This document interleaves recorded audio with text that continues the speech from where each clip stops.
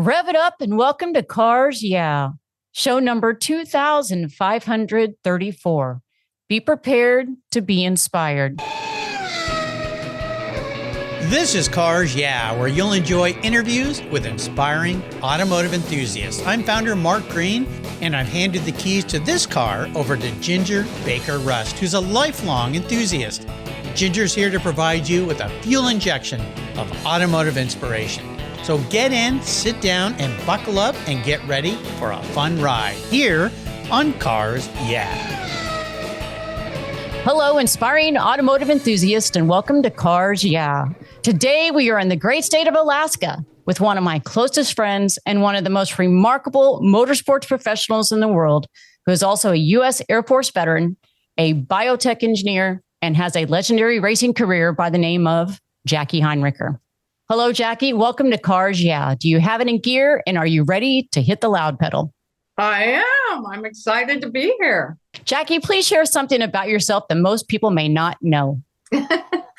Well, I think one thing people may or may not know, your audience probably for sure, is that I'm an incredibly shy human being and more of a backstory that racing ended up saving my life. Well, tell me about that. So you mentioned my biotech company.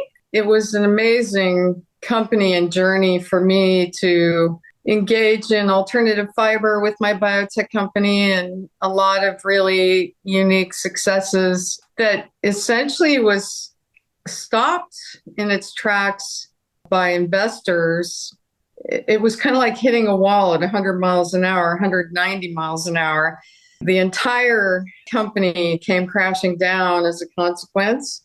And, anybody that's run a company could imagine what it would be like to suddenly lose your company after spending your life working on something that's beneficial and, more importantly, something that really was good for us and good for products. So it really was a really difficult thing for me, and understandably had a major impact in my life. And really getting in a race car was the thing that turned around the difficulty that I was experiencing from that, and it brought a lot of joy. So racing was pivotal in my growth from my company to where I am today. That's awesome. I know you have a really interesting backstory. And again, I know you personally in a lot of the things that you've went through. And so, and I know what you mean when you said that racing has saved your life. So let me take a moment here to tell our listeners just a little bit more about you. Jackie served as a medic in the United States Air Force and earned her Master's of Science degree from Tennessee Tech University. After a decade of working in the science and management industry, she launched a successful biotechnology firm from her garage, eventually growing the firm into a multimillion-dollar biotechnology company. She has developed visionary and unique intellectual properties and holds several technology patents. Jackie has always had a love for racing and began her racing career later in life. She's a professional race car driver who has competed in Red Bull Global Rallycross Series, the World FIA Rally Series, and has competed for several years in the Ferrari IMSA FIA Series-North America, and competed domestically in Formula 3. She is the first woman to compete in the North America Lamborghini Series, entering her first race at Road America in 2016. Jackie has achieved 8 podium finishes, 2 at the World Finals in Valencia, Spain. Heinricher brought the very first female co-driver duo in 2017 to the Lamborghini Series. Jackie is the founder of the Heinricher Racing's all-women's race team and the first to field a team of women who competed in the 2019 IMSA WeatherTech Sports Car Championship in its 50-year history, where they finished 5th in the championship. Her team also competed in the most grueling endurance race in the world, the Rolex 24 Hours of Daytona. Unfortunately, this journey got derailed in 2020 due to COVID, but she is still striving to develop a new team in the near future. So let's take an incredible journey with Jackie. Jackie, let's go a little deeper into the corner and share with us more about your journey into the motorsports world. How did you get started? It really started when I was invited to an AMG customer driving program at Laguna Seca, completely out of my element. And was that fun? I really got bitten by the idea that you could take these cars on these amazing tracks. And so that led me to go to Skip Barber Racing School, which was wonderful. Now, how old were you when you went to racing school? Because I know, like me, you started later in life. I know that you'd always had a love for racing, but I know you, after the issues with your company and what happened, how old were you? I don't remember the year, but it was probably around 2010-ish or 11-ish that it all started. And I picked it up and started running with it. And everything that happened with my company came to a crescendo in 2013. And I didn't do anything for a year. And so I got encouraged to contemplate getting in a race car. And that's how I ended up doing something with Ferrari and 458 Evo. I mean, that's a heck of a lot of handful of car. Well, especially with someone that didn't really have any racing experience prior. Yeah, I mean, you could argue a million things about, drinking from a fire hose. And I remember the first day I went to test the car at Sonoma, and I showed up in my rental car, and I could not get out of the rental car. I was terrified. I was absolutely terrified. And they had this racing suit that was 50 times my size. And I couldn't reach the pedals. So I was like porpoising all the way around the track. And that got adjusted. And then I just started to get a feel for the car. People were very supportive. It was fun. I really enjoyed it. And it played into my decision to take it more seriously and try to accomplish something. I didn't come into this with sponsorship. I entered it through Gentleman Racing Series. And so it just gave me an opportunity to go make all the mistakes and have fun and learn that racing is really the beautiful thing about racing is you cannot think about anything else when you're in a car. Your sole focus is what's happening a millisecond in front of you. And I think that it really brought my confidence back. It really bolstered my confidence, reminded me that, that I can do things and I should continue doing things. So, yeah, it was kind of a left turn in my life, but it was a good one. Well, I know when I've been asked about, what it's like when you sit in the seat of the race car, are you nervous? Do you all these things go through your head? And I've explained, and I think you're explaining the same thing, is when I get in the seat of a race car, I feel like I'm at home. It's the most peaceful place I've ever been in, because you're right. It just takes your head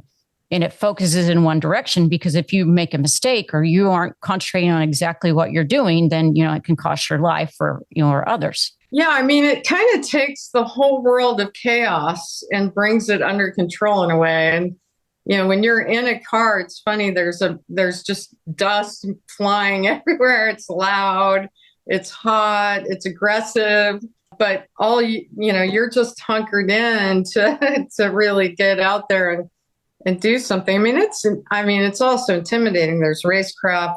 There's so many things to try to learn. And I think for anybody looking at racing, there's the intimidation factor at the track, because you're normally surrounded by a lot of professionals, whether they're coaching at a series or they're also competing with you. And I would let that get to me. I would get in my own head and I'd make mistakes. To your point, if you're not fully focused in that moment, which could be a 2-hour race, you have to have a lot of focus. You can really have problems. And I certainly did. And I was really hard on myself, beyond hard on myself. I've always been hard on myself. And finally, one of the coaches said something to me that resonated with me so deeply. He said, "Even a monkey falls out of a tree." And it sort of hit me, It's like Mario Andretti, if he's out of a car for 2 weeks, he has to go relearn it, right? Right. So you got to let the rest of that noise go away, which is not easy to do. Racing is an intense mental game, I must say. And it's very physical as well, but it is a very mental game. And so you have to really figure that part out. Yeah. But you also have to figure the car out. You have to be able to feel things in the car. You know, there's a whole setup, and some people never get that or acquire that, and they could still be a great racer.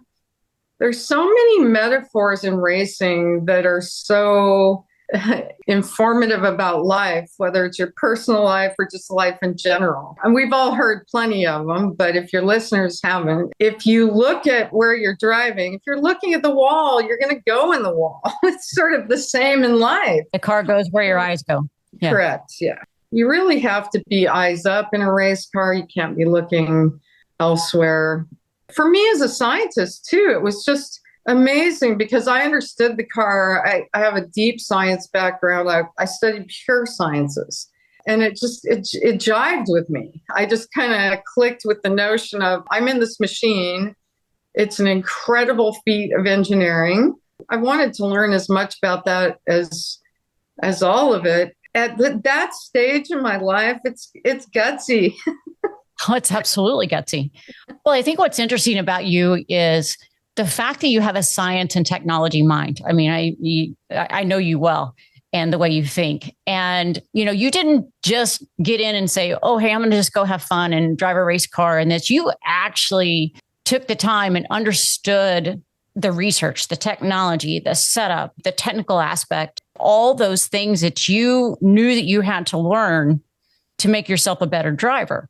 And I think that's really incredible. I think there's a lot of misconception. I want to go back to something you said. I think there's a lot of misconception that for women in motorsports, especially if you're going into a series and you've never been in, or very few females have been in, or any at all, that they think the biggest intimidation factor would be that, oh my gosh, I'm a female in a male-driven sport, or maybe I'm the only female. But actually, that's not an intimidation factor. It's more about us getting in our own head and how we are so much harder on ourselves because we know that we have to prove it 10, 20 times more than a male driver. So it's not about competing against the males.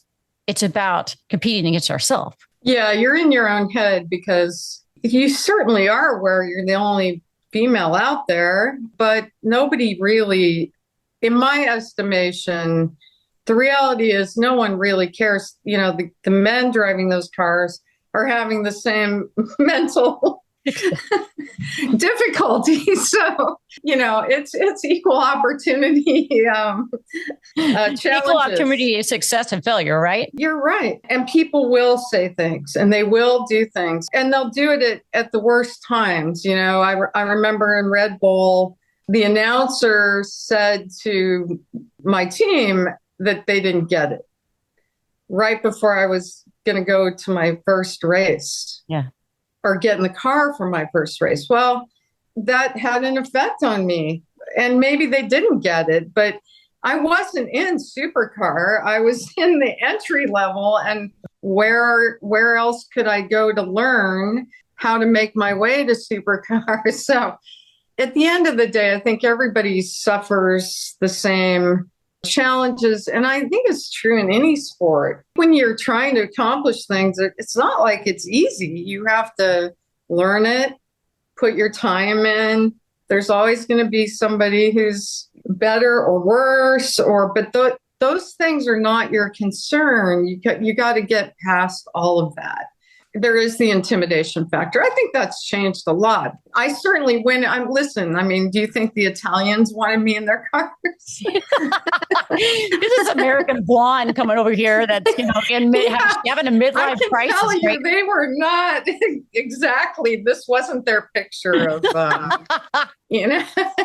So it was probably confusing, but I had fun. I mean, listen, it was, I wasn't the fastest. I wasn't the slowest. And I will say a lot of that did play. I mean, I got to a point where, I was putting in hours and hours on simulators and going to GPX labs in Florida. And I got to a point where my driving was great, according to professionals.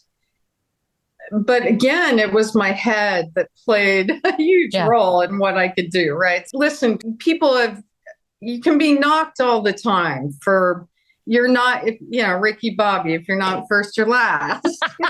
But the truth But at least you're there. Right. nobody else was stepping in these cars. It's a feat to go race these hot rods. Yeah. These are not like lemons of love. These are real race cars. They're very challenging to drive.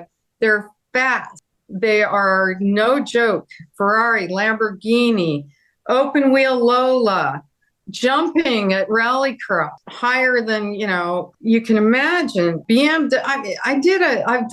I've stunt driving school. It's all intensely challenging. You need to prepare yourself for those challenges. But I will tell you this: when I was racing Red Bull Rallycross, I had the great privilege to meet Ken Block, Bucky Lasik, Brian Deegan, all these amazing, wonderful guys were racing. And I had to remind myself, we all have to start somewhere. And at that time, Ken Block had taken huge knocks. He wasn't a great driver. He wasn't this. He was just a hoonigan. Yeah. Yeah, but he achieved amazing things in his driving. So there's always in life, in racing, you're always going to encounter these sort of obstacles. You have to find your way around them. I sort of set myself up for huge flack just because, I walked into things that it was new to people.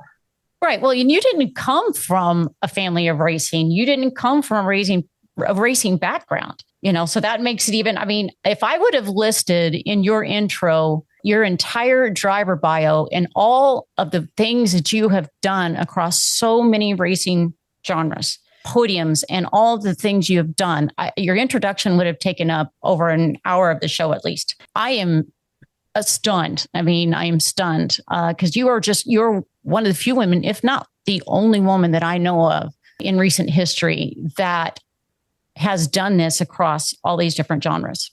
So Jackie, I want to move a little bit to some mentors in your life, and I want to talk a little bit more about your career. Throughout your career, I know that there are people who are great inspirations. Would you share with us a key mentor who helped you be successful, and who has been the most influential person in your life?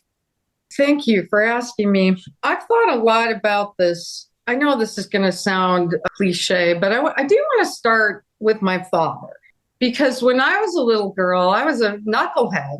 I was riding Stingrays and skateboarding, and I was not a girly girl in that sense of Barbies. But the only thing I wanted ever for gifts were either science or chemistry sets or outdoor skates or the next great skateboard or the next great Stingray. And I got all those. My parents were never, ever judgmental. And in fact, if I could say anything, they really fostered this open notion of each child was an individual, and they wanted that individual to do those things that made them the most interested in their lives. And for me, it happened to be science and being a knucklehead.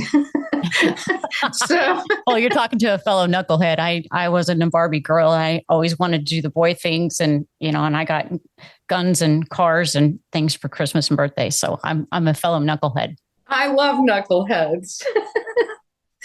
So Jackie, I know you shared some of the challenges, in your life and how racing actually saved your life. You developed this company, making a multimillion-dollar company out of your garage, and then factors beyond your control changed your life forever. But it became a blessing. But I want to ask you, please share with us a difficult challenge or failure or obstacle that you faced, whether for your personal life or business, and tell us a little bit more about how you overcame that situation and what did you learn? For me, I don't think you ever get over obstacles. They're part of your mainstream life. I have to admit, I haven't been very good at overcoming obstacles. As I mentioned earlier in your interview, I tend to be excessively hard on myself. For me, it's never an option. And so it's crushing. It's a crushing thing. Does that make sense? Yes, it's our perfectionism personality that we deal with internally all the time. And then having a hard time reminding ourselves that the failures aren't necessarily failures and they're not necessarily obstacles. We learned something and we overcame it in some way. And you have too, but giving ourselves that pat on the back and giving ourselves that room to say, hey, you know what? I didn't do this exactly the way I wanted to. It didn't work out the way I wanted it to, but what could have I done to change it? We almost look at that sometimes as being hard on ourselves when really we're just competitive and we like to solve a problem. Yeah, I think now for me, the way that I've overcome is that I've been able to ease up on myself and double down on love and gratitude. I really feel like it's a blessing to have accomplished the things that I've accomplished. They are very significant, and I recognize that people really do see that. And I think we do have to stop and remind ourselves that we have to be more in tune with being grateful that we've even had the opportunity, that we've been afforded or earned to do the things that we've done, like you.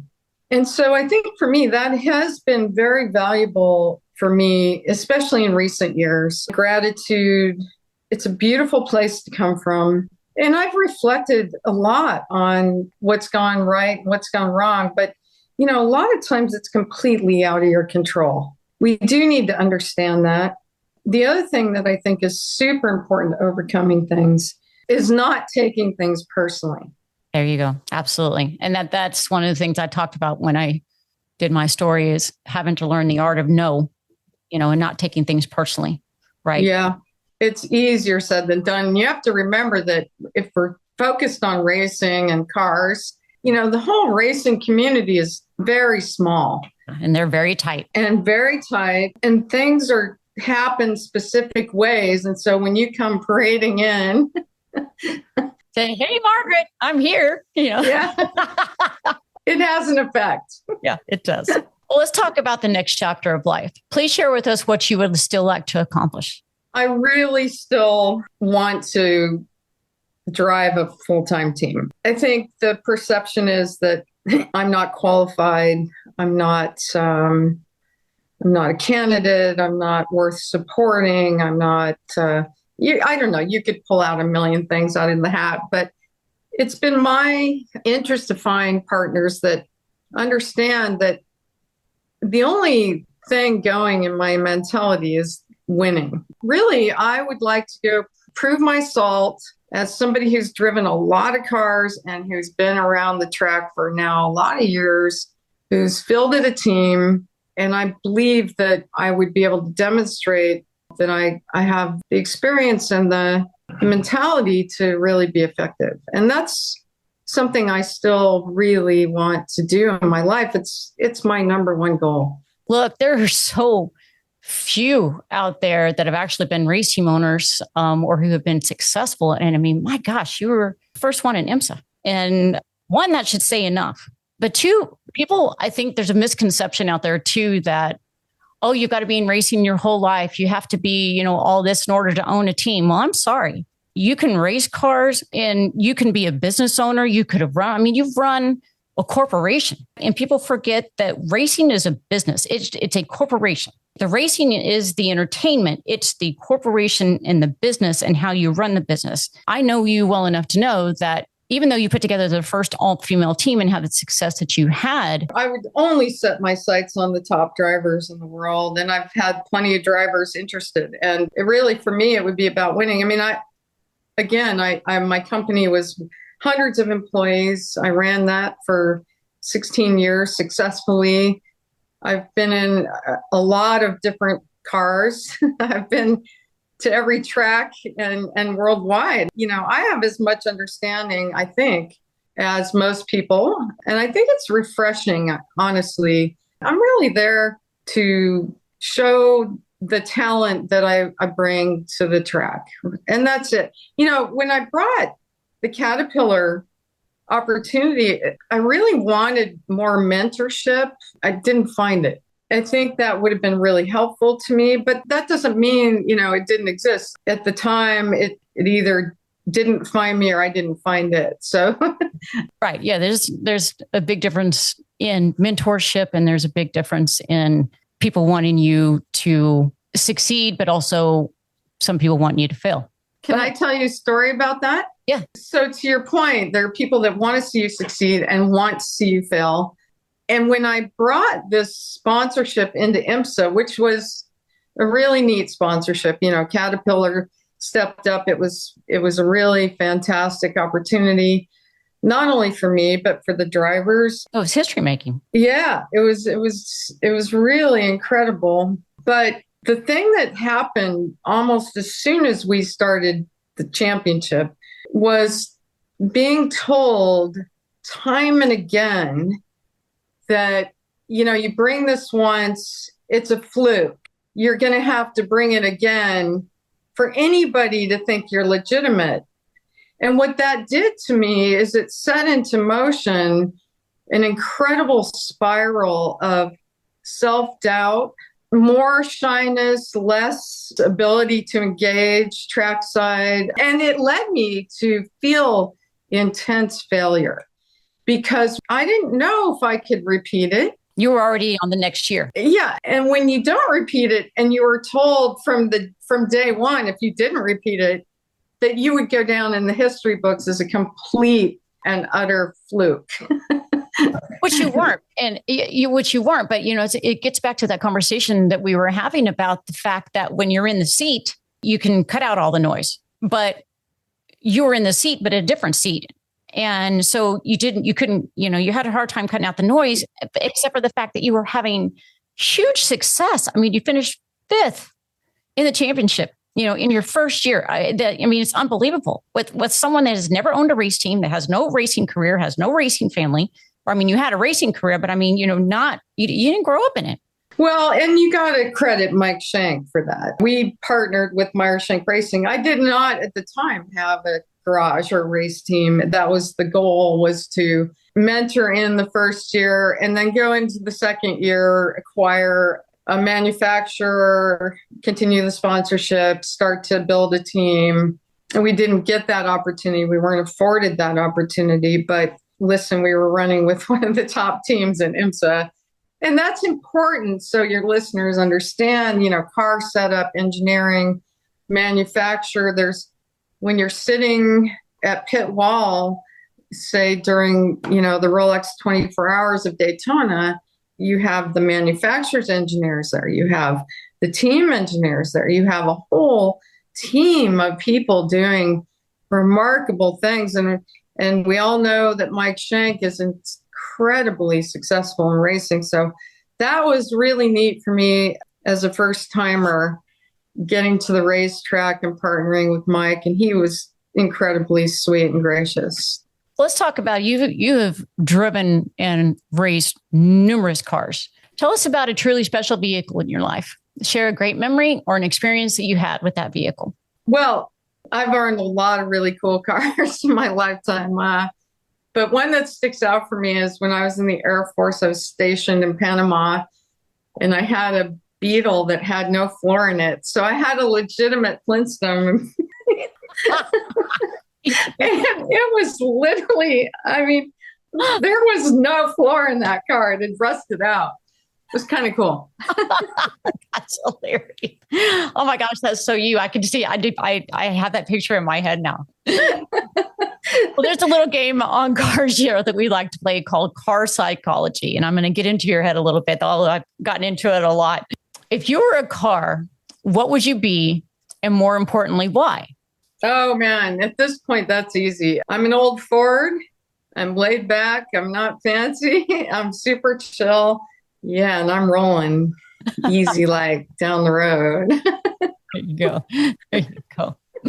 All right, I'm going to take you on the ultimate drive now. I have all the money in the world, and I am going to write a blank check for your ultimate drive with no limitations. If I could wave a magic wand and arrange for you to go on the ultimate drive, what vehicle would you be in, and whom would it be with? Yeah, I thought about these questions. I'd love to take a ride with Senna. Who wouldn't? If we could have a side-by-seat in a Formula One car, think about that. Think about everything that he went through and just the perseverance and his ability to tune out everything and drive the way he drove. What a ride that would be. Who would be driving? You or Senna? Oh, good question. Well, I'd say him, but yeah. Yeah. What would you want to talk about with Senna if you had a chance just to ask him a question? I didn't know him. I had the great fortune to meet Niki Lauda, but I really never got a chance to meet Senna. But yeah, I think I would ask him how he overcame the difficulties, just the pounding from within racing that he took. Because you're in that tight family and it feels terrible. So I think I would ask him that. I know that you have done a tremendous amount in this sport in your life on helping people and being a mentor for several, and I'm one of them. You've been a great mentor to me. I can tell people about the story of us. Don't lie, Ginger. I'm not. About when we met at SEMA in Las Vegas, and we're sitting at a very upscale restaurant in Vegas.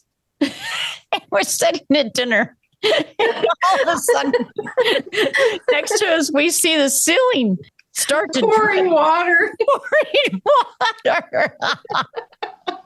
We're having this glorious steak dinner and water starts pouring through the ceiling.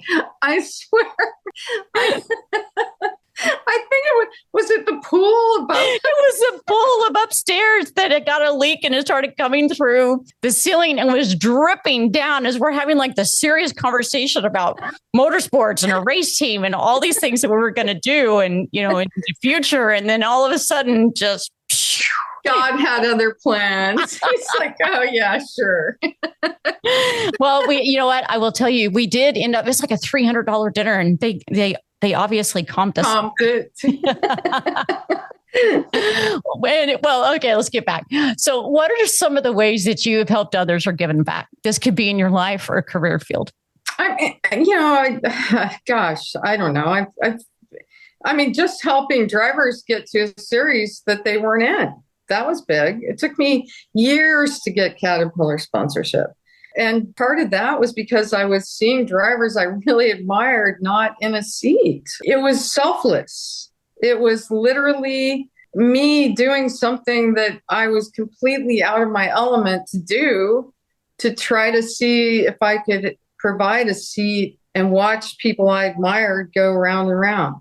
I see women now in Ferrari. I see women now in Lamborghini. I hope, my experience and just the fact that I dipped my toe in helped people to do that. Listen, as I say, I lead my life with love and gratitude. I'm always here to help. And it's interesting because when I was doing this whole thing, we talked a lot about STEM, for instance. And that was something I felt I could be really helpful. And if you really think about it, we really had no organized opportunity to do things like that trackside. So we couldn't really activate on that. And that was too bad. We did actually with Caterpillar, I met with a lot of girls that were part of families that worked for Caterpillar or daughters or sons of, kids of Caterpillar employees. So it's been neat. I mean, where I could have those touch points, I really poured myself into that. And it brought me and has always brought me huge joy. Well, and you're very humble about what you've done and how selfless you've been. And you deserve a whole lot more credit than what you've been given. All right, let's talk about a great book you've read, an article, or something you've watched that you believe others could learn from. So there are two movies that are inspirational to me, only because I'm a sports fanatic. Every time there's a race on, every time there's a motocross race, I mean, I am glued. I have everything set up so I can follow each series. But two things that I talked about, Senna, the movie Senna. It's such an inspirational movie for anybody racing and in life in general. So it's near and dear to my heart.